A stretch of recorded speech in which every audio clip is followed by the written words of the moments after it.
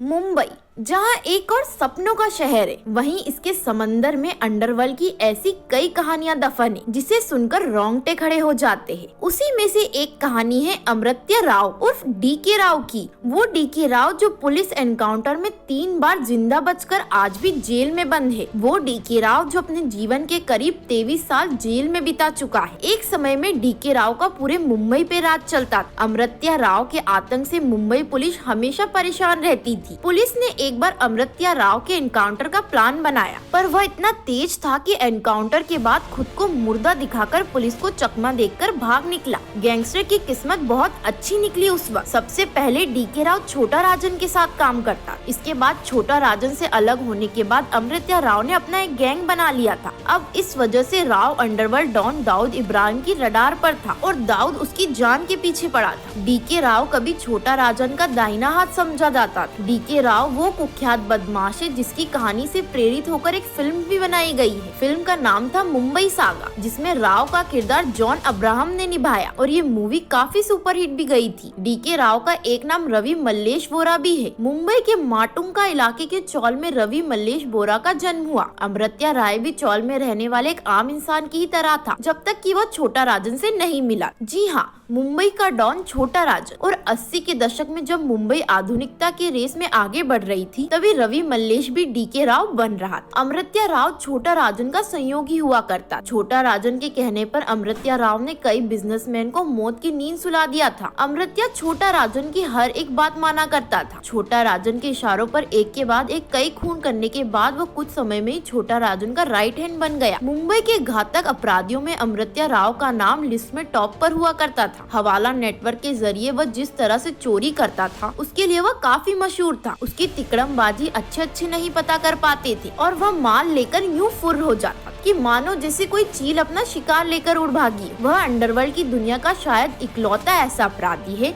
जिसका पुलिस के साथ 3 बार एनकाउंटर हुआ और वह तीनों बार जिंदा बच गया। डीके राव डॉन छोटा राजन के लिए काम करता है। फिरौती मांगना, बैंक लूट, हत्या, धमकी देना समेत उसके खिलाफ दर्जनों मामले दर्ज है। रवि मल्लेश बोरा उर्फ डीके राव करीब 23 साल जेल की सलाखों के पीछे बिता चुका है। वह जेल से रिहा हुआ, लेकिन फिर एक बिल्डर से फिरौती मांगने के आरोप में उसे दोबारा गिरफ्तार कर लिया गया। पुलिस पहले उसे रवि मल्लेश के नाम से ही जानती थी, लेकिन कई सालों पहले लेडी सिंघम के नाम से मशहूर इंस्पेक्टर मधुला लॉर्ड के साथ एनकाउंटर में वह घायल हुआ था। उस दौरान उसकी जेब में से एक बैंक का फर्जी आई कार्ड मिला। इसमें उसका नाम डीके राव लिखा हुआ। तभी से अंडरवर्ल्ड में वह इसी नाम से जाना जाने लगा। मुंबई में एक और सुपरकार डी सवानंदन ने एक एनकाउंटर में राव को ढेर करने की कोशिश की थी, लेकिन कहते हैं कि 7 गोलियां लगने के बावजूद उसकी जान बच गई। डीके राव के बारे में एक और दिलचस्प बात है, 2 दशकों में उसके खिलाफ दर्जनों केस दर्ज हुए हैं। वह सभी केस में बरी हो गया और उसे जेल से रिहा कर दिया गया। बताया जाता है कि डीके राव राजनीति की दुनिया में भी कदम रखना चाहता, लेकिन जेल और बेल के चक्कर में बात नहीं बनी।